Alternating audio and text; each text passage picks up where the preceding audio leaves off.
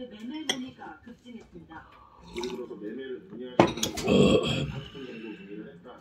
그러면 지금은 뭐 하루에 거의 뭐 10분 이상 연락이 오죠. 이런 분위기는 인근 지역까지 퍼졌습니다. 그런 전부터 인근 실수요자를 그러면 주로 팩토 보면 됩니다. 실제 지난달 서울 아파트 값은 0.24% 올라 3개월 만에 가장 큰 폭으로 상승했습니다. 특히 강남 3구가 1% 안팎으로 오르며 서울 아파트 값을 끌어올렸습니다. 이른바 마형성도 전달보다 큰 폭으로부터 강남 3구에서 시작된 아파트값 상승이 다른 지역까지 확대되는 모양새입니다. 금융위는 강남 3구와 마형성 지역의 주택담보대출 추이를 따로 들여다보겠습니다. 그동안 수도권과 수도권으로만 구분하던 것에서 조금 더 세분화했습니다. 오세훈 서울시장도 일주일 만에 또다시 투어자 아유 진하네 아주. 시사했습니다. 진해. 정보와 긴밀하게 접근하면서 과연 시간 유치가 필요한지 지금 매일 주시하고 있다. 지난달 강남 3구에서 전세를 끼고 아파트를 사는 투자 의심 거래도 전달보다 유용한 것으로 파악됐습니다. 오늘 춥더라고. 추워. 이 늦게 가로 유치한 거야. 이거 처음 먹었어. 이쪽 무인기가 상륙하던 중에 설사 3개를 들이받아서 모두가 버렸습니다. 니나 여기서 싸는 거는 수입이고. 오늘 낮 1시쯤 경기도 양주시 육군 모 부대 비행장. 임무를 마치고 부대로 복귀하던 무인기 한 대가 착륙을 위해 탑승했습니다. 활주로에 바퀴가 닿은 뒤 속도를 줄이다 방향을 틀어 대두되어 있던 수리온 헬기를 들이받았습니다. 헬기에 연료가 가득 차 있었던 탓에 충돌 직후 큰 화재가 발생했고 무인기와 헬기는 전소됐습니다. 인명 피해는 없었습니다. 사고 기체는 이스라엘제 무인 정찰기 헤론. 길이 8.5m에 폭 16.6m. 한번 타면 50시간 가까이 비행하며 10km 고도에서 20에서 30km 범위를 감시할 수 있습니다. 헤론은 지난해 11월에도 경기도 양주에서 북한의 GPS 교란으로 한 대를 수출했고 한 대는 고장난 부품을 이스라엘로 보내 수리 중입니다. 군이 2016년 대북 감시 정찰을 목적으로 헤론 세대와 운용 장비 수입에 쓴 돈은 400억 원. 이번 사고로 모두 운용이 어렵게 됐습니다. 불에 탄 수리온 헬기도 대당 180억 원이 넘습니다. 지난 6일 경기도 포천에서 발생한 공군의 오폭 사고에 이어 잇따른 군 항공기 사고에 주민들은 불안감을 호소합니다.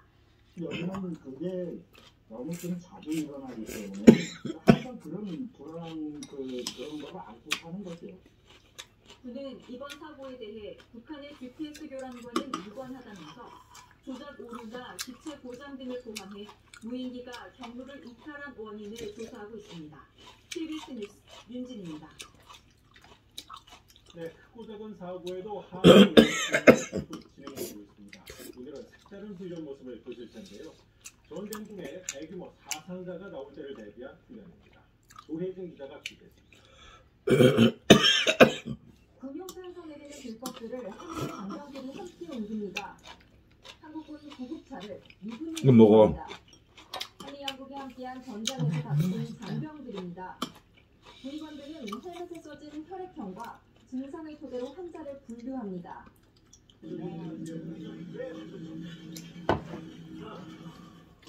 중증도 순서대로 의료 텐트로 옮겨주면 응급 처치는 물론 엑스레이 촬영부터 중상자를 위한 수술까지 현장에서 이뤄집니다. 축구장 5개 크기 총 38,000여 제곱미터 규모의 훈련장에 124개 병상이 야전병원이 차려졌습니다. 이런 대규모 사상자 발생 연합훈련은 코로나 발생 이후 처음입니다. 의료용 대량 산소 발생기와 CT 기기까지 종합병원급 장비가 야전에 설치됐습니다.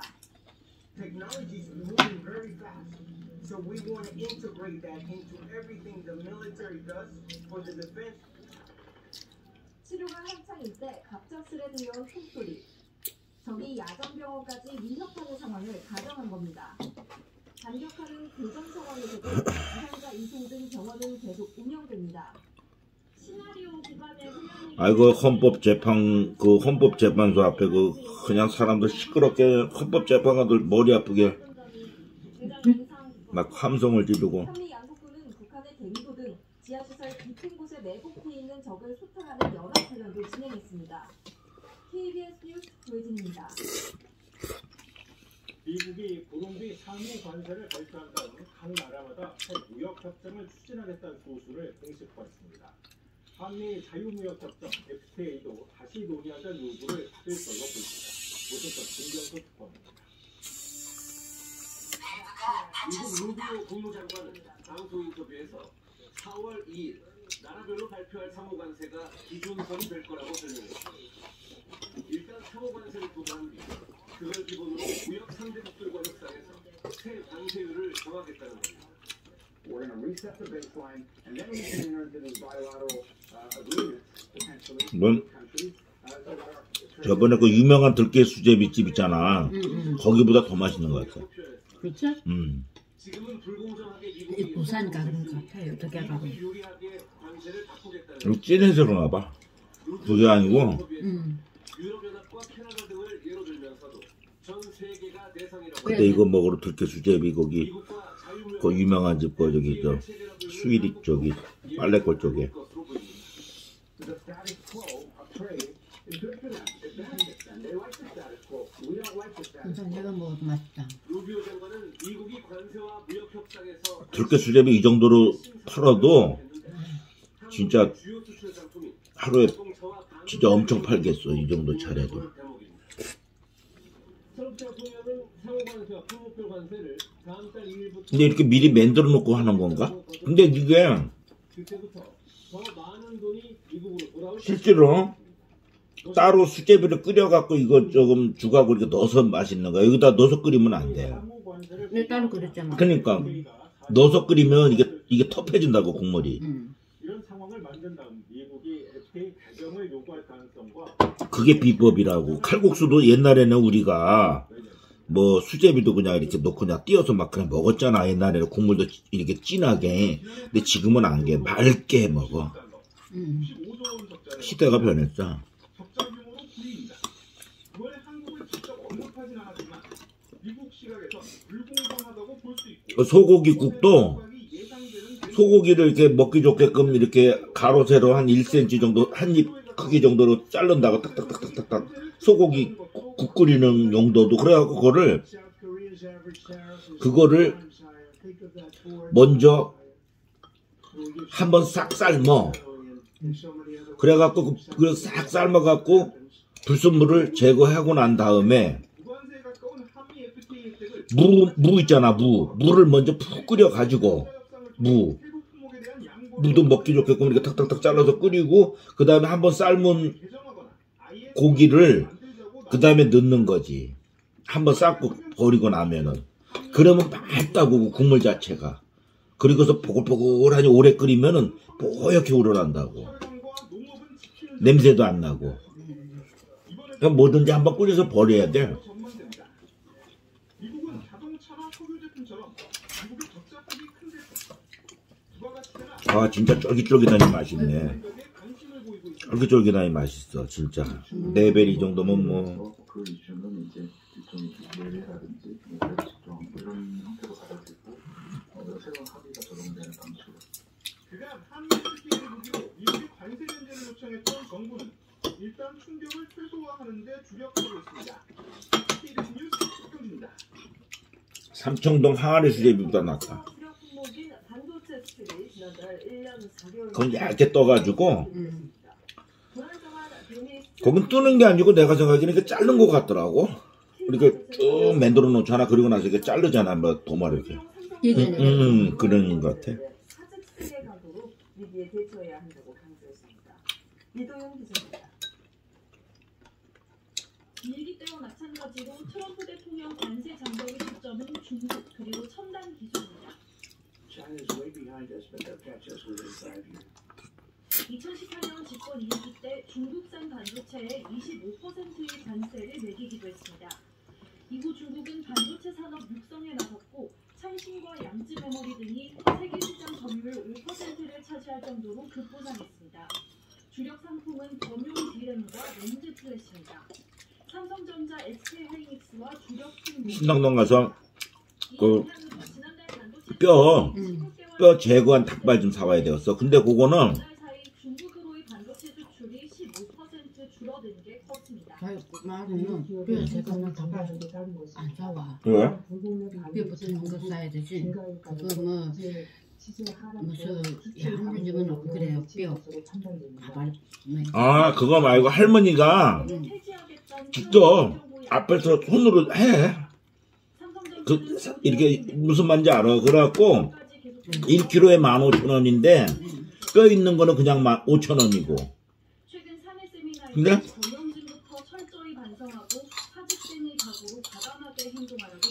뼈를 다 제거한 닭발은 1kg면 그 할머니가 하시는 말씀이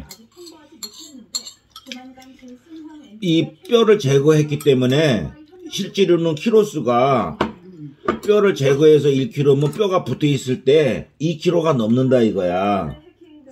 그 뼈 무게를. 그래서 1kg를 주기 때문에 그 15,000원도 뼈의 무게를 생각하면, 그리고 그 할머니가 심심하니까 닭발이 다 있어. 뼈 있는 닭발도 달라면 그거 줘. 팔어. 1kg에 5,000원씩. 그리고 뼈 없는 닭발을 할머니가 일일이 그거 하나를 이렇게 이게 금방 제거하더만. 그 칼로 이렇게 해서 쏙 빼는 거 또 하나 나오더라고. 근데 뼈 무게나 보니까 그게 얼마 안 돼. 제거하니까. 그러니까 그 할머니 말이 맞아. 그러니까 거기서 자기는 이거 가져가는 사람이 있대. 저 어디 방배동인가 어디 저기 뭐 장사하는 사람이라서 그거 맛있다고 뼈 없는 닭발 해가지고 직접 그 할머니 손질을 해. 거기서 그 내가 이제 얘기를 하면은. 근데 뼈 있는 거 뜯어 아니야 뼈 있으면은 저번에 그 뼈가 있으면 그 먹기가 불편해. 내가 그때 한 번 다 실패했잖아. 그 저기 저 막 푹 삶아갖고 이렇게 걸렀잖아. 그래갖고 뭐 그거를 갖다가 이제 그 돼지 편육처럼 만들려고 그랬다가 조금 실패했지. 편육처럼. 근데 그걸 먹으면 콜라겐 있잖아. 그게 이것도 지금 콜라겐이글라? 콜라겐이 뭐냐면 이제 뼈에 우리가 이제 지금 내가 여기 있는 것도 아연인데 아연. 뼈에 우리가 이제 섬유질이 좀 부족하니까 뼈가 숭숭숭숭해진다니까. 뼈가 그래서 골밀도가, 그러니까 그걸 골밀도라 그래. 골밀도가 약해지는 거야. 우리가 뼈 이런 데 있잖아. 왜 우리 뼈가 지금 약해지냐면은 골밀도가. 이게 되게 신기한 같은 애 이렇게 되네. 응? 골밀도가. 그래서 지금 뼈에 좋은 거 있잖아. 이런 거, 이런 족발 같은 거 있잖아. 이런 건 진짜 살 안 쪄요. 왜냐면은 이거 고기 껍데기 쪽이잖아. 이런 거 먹어야 돼. 그래서 비싸지도 않고 싸잖아. 그러니까. 앞으로 이거 안 해서 어떻게 해야 돼? 응? 그러니까.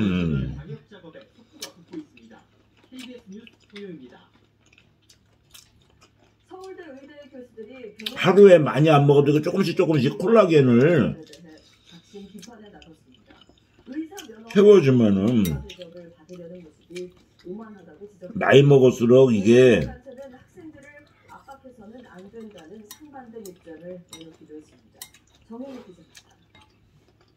이 먹는 게 아주 영향이 크다니까.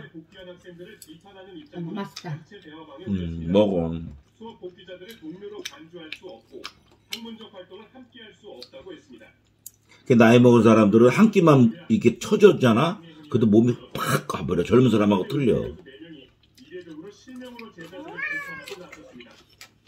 현재의 투쟁 방식과 목표는 정의롭지도 않고 사회를 설득할 수도 없다는. 지금 우리 애기들도 고양이들도 사료 좋은 거 먹이고 뚜루 먹이고 영양이 어느 정도 된다고. 저게 다 사료 자체가 비싼 거라.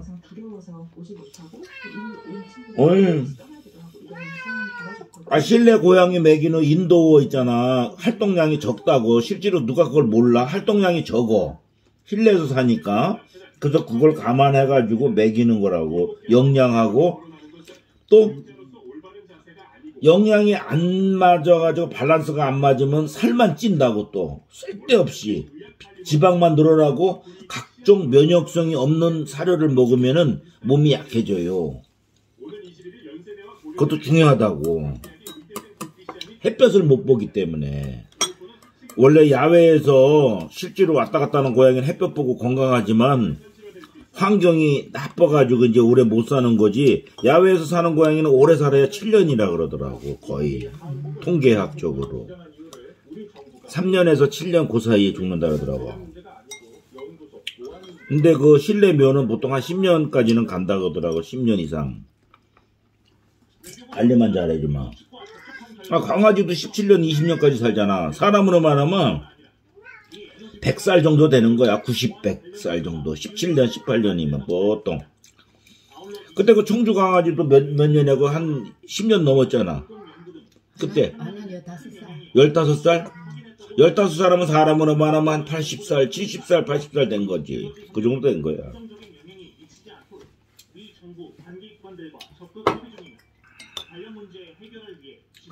그래도 그때 참 청주 내려가서 미용 잘 시켜줬어. 응. 워낙 강아지는 8살까지 뭐 살았지. 쟤는 진짜 마음 아파. 너무 이쁘게 잘 노니까. 뭐든지 마음 아프고 생각 없어 쉴 정도다. 그게 그러면 나 사람이 됐든 짐승이 됐든 갈 때 되면 다 가는 거야. 인생도 그렇고 별거 없어. 머리 감고 나오다. 어? 머리 감고 나오다. 응, 꺼져나. 이상계는 내란 혐의를 받고 있는 어차피 영원하지도 않고 소멸성이니까 소멸성이고 새로운 게 또 태어난단 말이야. 새로운 우주가 태어나는 것처럼 근데 걔 세상에 가면 너무 나. 인간은 그래. 나도 그래. 인간은 어디로서 왔다 어디로 간다. 그건 아니야. 그냥 저녁에 잘 먹고 아침에 일어나면 사는 거고 안 일어나면 가셨던 거야. 뭐 의미가 있어 인생이? 인생 의미 없어. 이번 위법한 비상령을 선포했다면서 그러야 신선이 등의 결정 행사를 불가능하게 해 코로나를 목적으로 폭동을 일으키려 했다고 공소 사실을 밝혔습니다. 뭐 큰 의미를 부여해. 인간이 뭐 대단한 뭐 거대 야당의 우주의 존재물이라고. 또 대통령의 고유 권한인 비상계엄 선포에 합당한 임무를 수행했을 뿐이라며 어떻게 폭동이 되느냐고 되물었습니다. 더불어민주당 이재명 대표 등 각자 태어난 대로 머리 쓰는 대로 돈 있는 대로 없는 대로 살다가 다 소멸되는 건데. 대통령 윤석열이란 표현을 쓰자 김 전 장관 측은 대통령의 국가 원숭이 호칭을 바꿔 불러달라 요구했고 이에 대해 검찰은 대통령한테 윤석열이가 뭐야? 아이 점잖지 못하게. 김영군 제3야정군사령부 헌병대장 사건의 경합으로 최고 예재 판례를 오늘 함께 진행했습니다. 모든 사령관과 김 전 재령 측은 김 전 장관과 같은 사람들이 예의가 있어야지. 그래도 오늘 27일 열리는 두 번째 공판에서는 죄는 죄고 인격은 인격이지. 조지호 경찰서장과 김봉식 전 서울청장 등 경찰 수뇌부에 대한 첫 재판은 오는 20일 진행됩니다. KBS 뉴스 신현우입니다. 경찰은 오늘 김성원 대통령 경호처 차장에게 구속영장을 또 신청했습니다. 그래서 네 번째입니다. 그간 계속 발제해온 검찰이 이번에 어떻게 결정할까요? 정혜주 기자. 석방된 윤석열 대통령을 본적 경호하는 한 남성. 윤 대통령의 촉구영장 집행을 방해한 혐의를 받는 김성훈 대통령 경호처 차장입니다. 경찰은 그동안 김 차장에 대해 3차례 구속영장을 신청했지만 검찰은 모두 반려했습니다. 경호처장이 무슨 대통령 경호하는 게 맞는데 뭐 그래. 오늘 경찰이 김 차장에 대해 보강 수사를 거쳐 구속영장을 또다시 신청했습니다. 이번이 네 번째 신청으로 서울고검 영장심의위에서 영장 청구가 타당하다는 판단이 나온 지 11일 만입니다. 이번 경호본부장에 대해서도 세 번째로 구속영장이 신청됐습니다. 경찰은 영장심의 판단에는 강제성이 없다는 점 등을 고려해 영장 신청서를 공정하게 정리했고 공수처와도 협의했다고 밝혔습니다. 서울 서부지검은 영장심의 판단을 존중한다면서도 경찰의 영장 신청서를 따져본 뒤 청구 여부를 결정하겠다고 밝혔습니다. 김 차장은 저런 충신이 있어야 대통령도 보호가 되지. 대통령 안 보호해주면 뭐. 보입니다. 만약 김 차장 등 경호처 지휘부에 대한 구속영장이 발부되면 경찰은 대통령 경호처의 비화폰 서버에 대한 압수수색을 재시도할 것으로 보입니다. 한편 대통령 때문에. 검찰의 기밀을 유출했다는 의혹으로 재기 발령 조치했던 부장급 간부를 해임하기로 결정했는데 일각에선 보복성 인사라는 비판도 나옵니다. KBS 뉴스 정혜주입니다. 윤석열 대통령 탄핵 심판 선고를 앞둔 헌법재판소 주변은 말 그대로 비상입니다. 긴장감은 갈수록 높아지고 있습니다. 지하철역 폐쇄와 휴교, 위험시설 철거 등 여러 대비책이 마련되고 있습니다. 김하은 기자가 하여간 윤석열 대통령은 참 고마운 분이요. 가만히만 있으면은 알아서 척척척척 처벌받고 다 갈 놈들이 많은데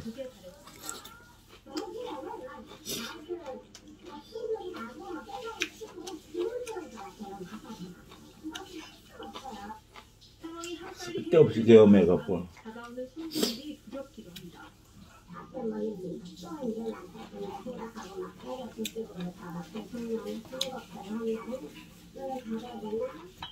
서울시가 선거 전 3일 동안 현재 주변 인파 밀집 지역에 소방 경찰과 함께 1,700여 명의 안전을 하여간 뭐 그게 다 운명이지. 공유자전거 따릉이는 이미 모두 치워졌고 쓰레기통이나 입식간판도 임시 철거됩니다. 헌법재판소와 가장 가까운 하여간 민심은 돌아섰어 윤석열한테. 대통령 관저 주변 현장 진역은 당일 상황에 따라 폐쇄 여부를 결정할 것입니다. 시내버스도 광화문과 세종대로, 한남동과 국회 앞 등에서 임시 인내하거나 무정차 통과합니다. 환자 발생에 대비해 안동역, 한남동 등 주요 지점엔 현장 진료소도 설치됩니다. 현재 주변 학교 통학로도 이상입니다.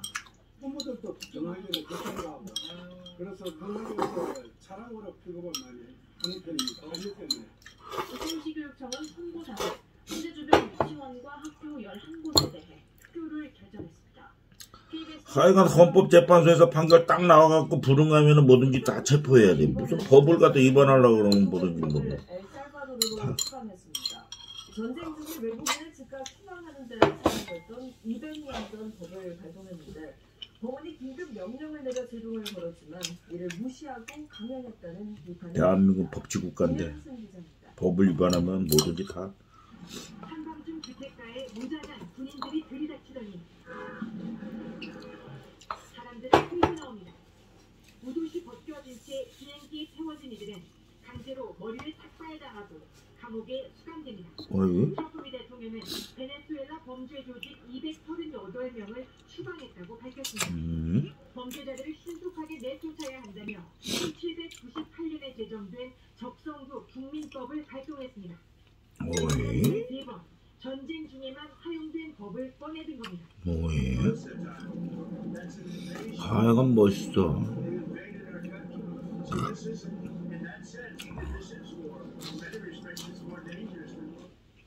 트럼프는 그러나 추방된 이들이 모두 베네수엘라 갱단인지 증거는 제시하지 않았습니다. 이에 워싱턴 DC 연방 판사는 비행기를 돌리라고 긴급 명령을 내렸습니다. 그러나 명령 직전 비행기 2대는 이미 이륙했고 나머지 한 대는 무시하고 이륙했다고 이 언론은 보도했습니다. 미국에서 약 87억 원을 받고 수감된 이민자들을 수감하고 있는 엘살바도르 부케레 대통령은 SNS에 저런 늦었네 라며 법원 명령을 불응하기도 했습니다. 베네수엘라 정부는 나치의 강제 수용소를 연상시키는 미국의 반인도적 행위에 분노한다고 반발했습니다. 트럼프 대통령은 법원 명령을 무시했냐는 질문에 변호사에게 물어보라며 답을 피했습니다. 아유 역시 멋있다. 트럼프 대통령은 우크라이나 전쟁을 끝내는 문제를 놓고 내일 푸틴 대통령과 전화 통화를 할 예정입니다. 종전에 대해서 논의하면서 영토 문제, 러시아가 점령한 우크라이나 땅을 어떻게 할 것인가가 주요 의제로 다뤄질 것으로 보입니다. 김기수 기자입니다. 우크라이나 땅을 내놔야지 그럼 당연히. 현지 시각 화요일에 푸틴 대통령과 통화한다고 밝혔습니다.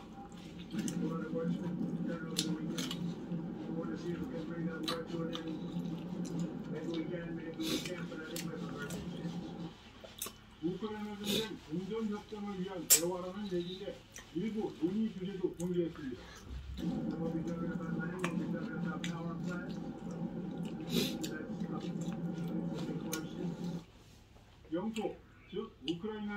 러시아 점령지를 어떻게 할 것인지가 주요 의제란 얘기입니다.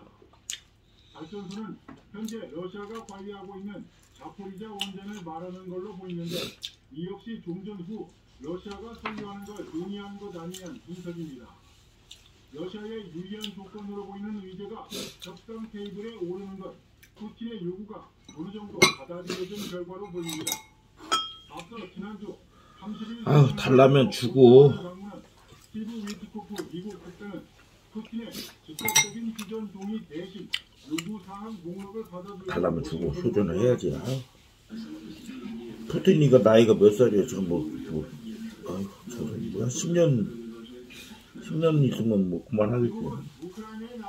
그때 가서 다시 또 생각하면 되고. 그리고 유도리 있게 해야지. 또 푸틴도 자존심이 있는데. 일단 10년간 러시아가 갖고 있고 나중에 계산을 하자고 해야지 뭐. 아유.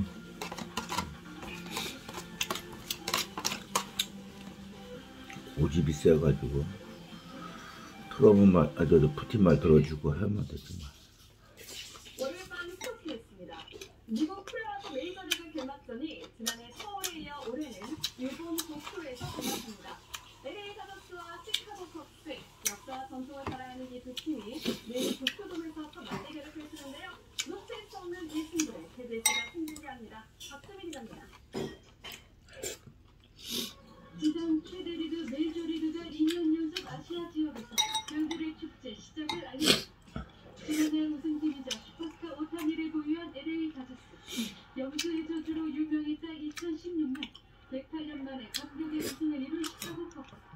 메이저리그를 대표하는 명문 중의 명문. 두 팀이 개막전 맞대결입니다. 2년 연속 월드시리즈 우승을 위한 출발에 나서는 다저스. WBC 국가대표로 뛴 톰 레드만이 있어 국내 팬들도 개막전을 기다리고 있습니다. 도쿄돔 현장을 방문한 메이저리그의 전설 켄 그리피 주니어는 오타니를 타이거 우즈와 마이클 조던에 비교하며 그래도 푸틴이 몇 년씩 끌면서도 양보하니까는 그냥 좀 타격을 그렇게 안 하는 거지. 진짜 타격하려고 하는 우크라이나 같은 게 뭐.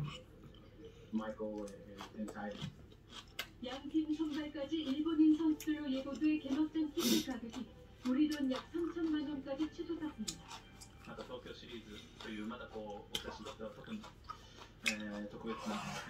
러시아 같은 경우는 한 팔만 쓰고 있는 건데 그냥 그냥.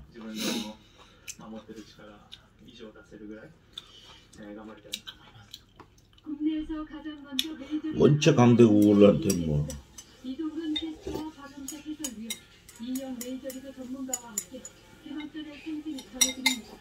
KBS 뉴스 박준입니다. 토트넘 손흥민 우도기가 아 오죽하면 지금도 뭐 러시아는 뭐 전쟁이란 말도 안 하는데 군사작전이라고 그러고. 전쟁이 아니다 이건 군사작전. 진짜 전쟁이라면은 뭐 러시아가 그냥 있는 거 없는 거 갖다 그냥 쏟아보면은 뭐 일주일 안에 끝나버린다.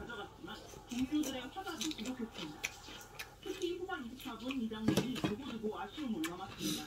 손흥민이 직접 중앙으로 펴고들며 존재감을 드러내려던 찰나 팀 동료 우도기와 겹치면서 슈팅 타이밍이 어긋나 아쉬움을 삼켰습니다.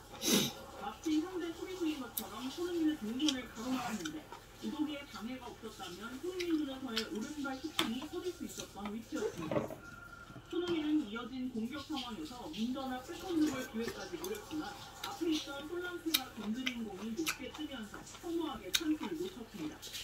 결국 플럼에 잇따라 득골을 내준 토트넘은 무기력하게 늦은 15분째를 떠안았습니다.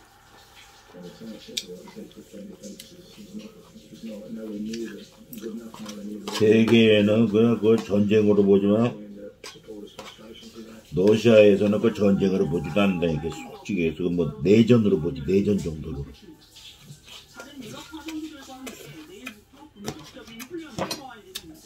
말한 거니까. 지금의 입장에서는 모든 게 뭐 완벽하게 어떤 누구가 나갈 수 있을 거라고 예측하기는 조금 어려운 상황입니다.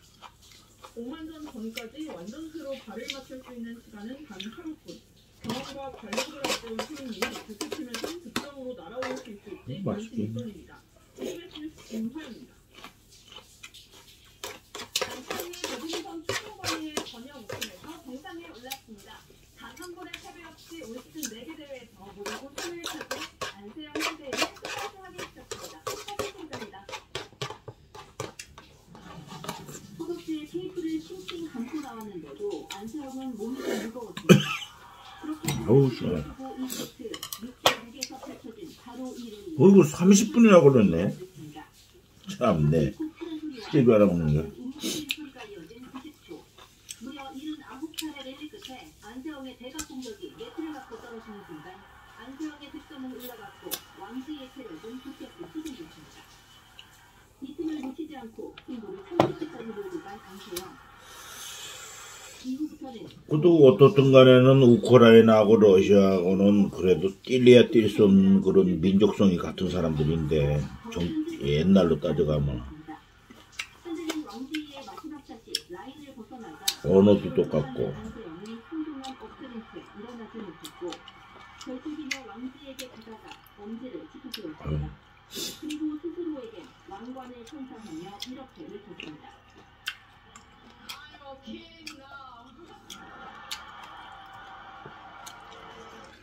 그게 이제 다 이데올로기인데 그게 이제 사회주의, 공산주의, 민주주의, 자본주의로 가는